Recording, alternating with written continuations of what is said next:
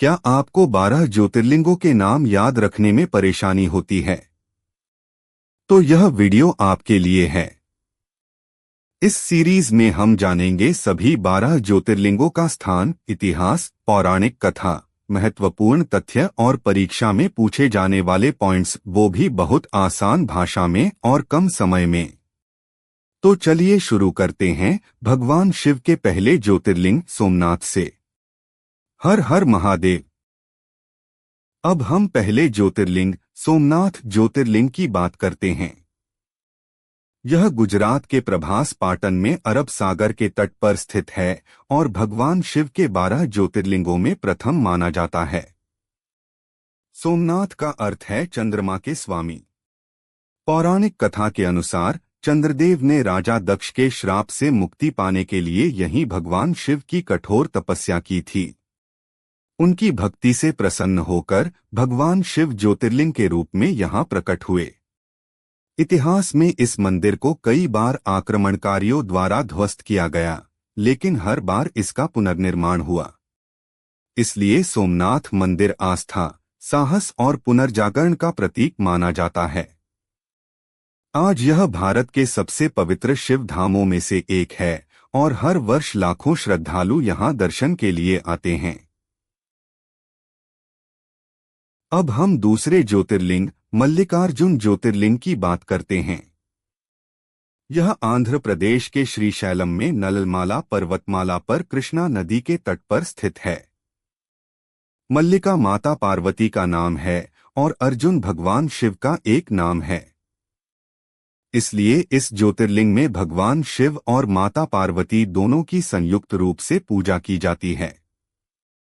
पौराणिक कथा के अनुसार भगवान शिव और माता पार्वती अपने पुत्र कार्तिकेय को मनाने के लिए श्रीशैलम आए थे। तभी से यह स्थान अत्यंत पवित्र माना जाता है। इस मंदिर की विशेषता यह है कि यहाँ ज्योतिर्लिंग के साथ ही भ्रमरांबा शक्ति पीठ भी स्थित है, जिससे यह शिव और शक्ति के संगम का अद्भुत तीर्थ बन जाता है। अब हम तीसरे ज्योतिर्लिंग महाकालेश्वर ज्योतिर्लिंग की बात करते हैं। यह मध्य प्रदेश के उज्जैन शहर में पवित्र शिप्रा नदी के तट पर स्थित है। महाकालेश्वर भगवान शिव का वह स्वरूप है जो काल अर्थात समय और मृत्यु के स्वामी माने जाते हैं। यह 12 ज्योतिर्लिंगों में एकमात्र दक्षिणमुखी ज्योतिर्लिंग है। पौराणिक कथा के अनुसार दूषण नामक राक्षस के अत्याचारों से उज्जैन की रक्षा करने के लिए भगवान शिव महाकाल रूप में प्रकट हुए और उसका वध किया।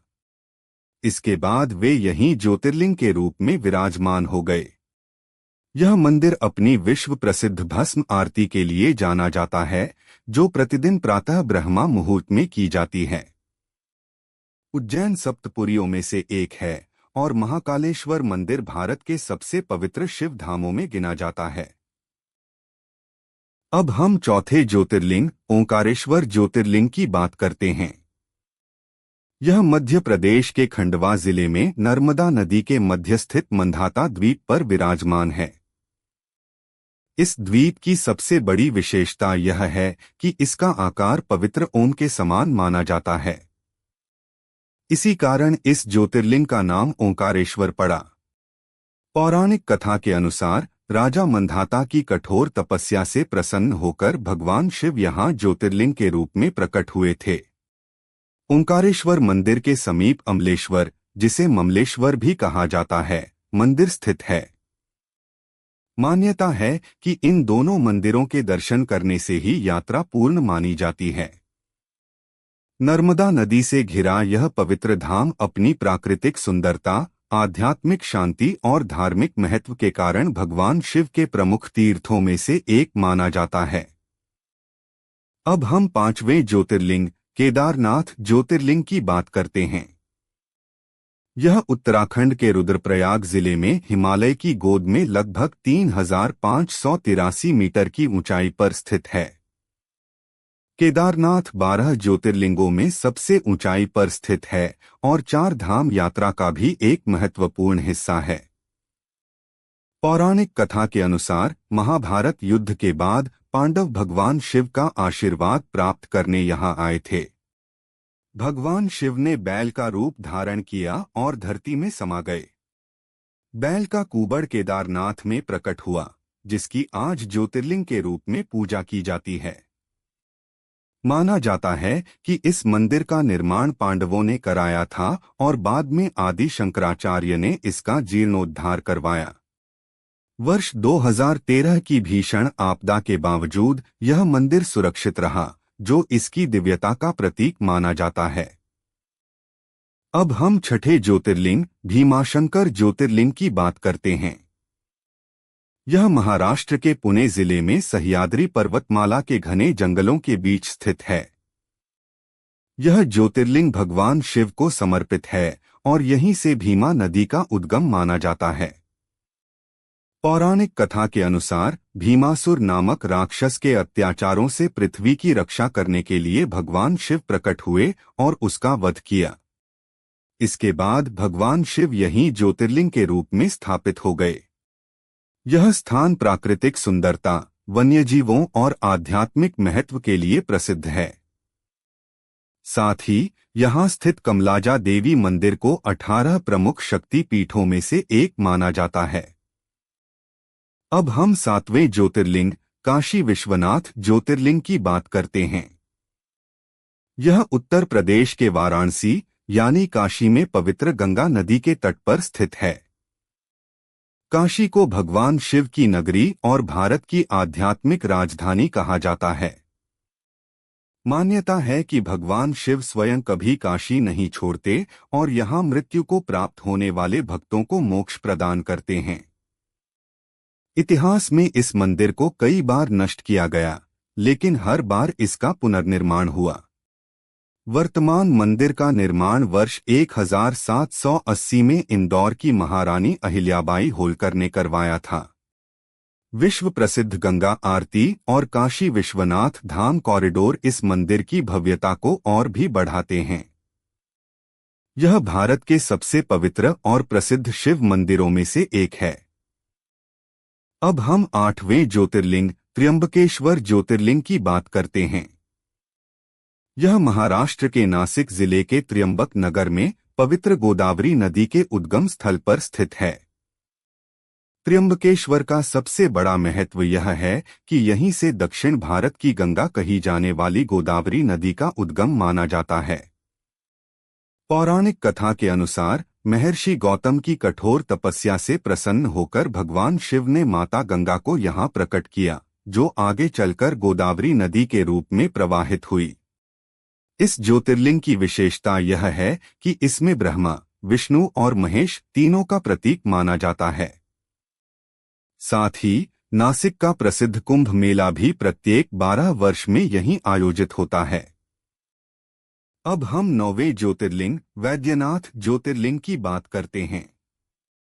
यह झारखंड के देवघर में स्थित है और बाबा बैद्यनाथ धाम के नाम से प्रसिद्ध है। भगवान शिव यहाँ वैद्यनाथ अर्थात देवताओं के वैद्य या चिकित्सक के रूप में पूजे जाते हैं। मान्यता है कि उनकी आराधना से रोग, कष्ट और दुख दूर होते हैं। पौराणिक कथा के अनुसार रावण ने भगवान शिव को लंका ले जाने के लिए कठोर तपस्या की थी। भगवान शिव ने एक शर्त पर ज्योतिर्लिंग दिया, लेकिन मार्ग में वह देवघर में स्थापित हो गया और फिर वहीं स्थिर हो गया। हर वर्ष श्रावण मास में यहाँ प्रसिद्ध श्रावणी मेला लगता है, जिसमें लाखों श्रद्धालु सुल्तानगंज से गंगाजल लाकर बाबा वैद्यनाथ का जलाभिषेक करते हैं। यह भारत के सबसे प्रसिद्ध शिव धामों में से एक माना जाता है। अब हम 10वें ज्योतिर्लिंग नागेश्वर ज्योतिर्लिंग की बात करते हैं। यह गुजरात के द्वारका के पास अरब सागर के तट पर स्थित है। नागेश्वर का अर्थ है नागों के ईश्वर। भगवान शिव का यह स्वरूप भय, विष और नकारात्मक शक्तियों से रक्षा करने वाला माना जाता है। पौराणिक कथा के अनुसार सुप्रिया नामक एक शिव भक्त को दारुक नामक राक्षस ने बंदी बना लिया था। भक्त की प्रार्थना से प्रसन्न होकर भगवान शिव यहाँ प्रकट हुए, दारुक का वध किया और नागेश्वर ज्योतिर्लिंग के रूप में स्थापित हो गए। यह मंदिर द्वारकाधीश मंदिर के निकट स्थित है और शिव भक्तों के लिए अत्यंत पवित्र तीर्थ माना जाता है। मान्यता है कि यहाँ दर्शन और पूजा करने से भय, विष तथा अकाल मृत्यु का संकट दूर होता है। अब हम 11वें ज्योतिर्लिंग रामनाथस्वामी ज्योतिर्लिंग की बात करते हैं। यह तमिलनाडु के रामेश्वरम द्वीप पर स्थित है और 4 धाम यात्रा का एक महत्वपूर्ण तीर्थ है। पौराणिक कथा के अनुसार लंका पर चढ़ाई से पहले भगवान श्री राम ने भगवान शिव की पूजा की और उनकी कृपा प्राप्त करने के लिए यहाँ शिवलिंग की स्थापना की। इसी कारण यह स्थान रामनाथस्वामी के नाम से प्रसिद्ध हुआ। इस मंदिर का विशाल गलियारा, जिसे भारत का सबसे लंबा मंदिर गलियारा माना जाता है, इसकी प्रमुख विशेषताओं में से एक है। यहाँ स्थित 22 पवित्र कुओं के जल से स्नान करना भी अत्यंत शुभ माना जाता है। रामनाथस्वामी मंदिर शिव और विष्णु परंपरा के अद्भुत संगम का प्रतीक है और हर वर्ष लाखों श्रद्धालु यहाँ दर्शन के लिए अब हम 12वें और अंतिम ज्योतिर्लिंग घृष्णेश्वर ज्योतिर्लिंग की बात करते हैं। यह महाराष्ट्र के संभाजीनगर, पूर्व नाम औरंगाबाद जिले के वेरुल गांव में विश्व प्रसिद्ध एलोरा गुफाओं के निकट स्थित है। पौराणिक कथा के अनुसार घुष्मा नाम की एक महान शिवभक्त प्रतिदिन 101 शिवलिंग बनाकर उनकी पूजा करती थीं। उनकी अटूट भक्ति से प्रसन्न होकर भगवान शिव यहाँ प्रकट हुए और घृष्णेश्वर ज्योतिर्लिंग के रूप में स्थापित हो गए। अब बात करते हैं एक ऐसी आसान ट्रिक की जिससे आप 12 ज्योतिर्लिंगों का क्रम कभी नहीं भूलेंगे। ट्रिक है सो मा ओम के भी का त्रि बै ना रा द्रि। सो से सोमनाथ, माँ से मल्लिकार्जुन, दूसरा माँ से महाकालेश्वर, ओम से ओंकारेश्वर, के से केदारनाथ, भी से भीमाशंकर, का से काशी विश्वनाथ, त्रि से त्र्यंबकेश्वर, बै से बैद्यनाथ, ना से नागेश्वर, ओम से ओंकारेश्वर, के से केदारनाथ, भी से भीमाशंकर, का से काशी विश्वनाथ, त्रि से त्र्यंबकेश्वर, बै से बैद्यनाथ, ना से नागेश्वर, रा से रामनाथस्वामी और ग्री से घृष्णेश्वर। बस इस एक लाइन को 2-3 बार दोहराइए और सभी 12 ज्योतिर्लिंगों का क्रम हमेशा के लिए याद हो जाएगा।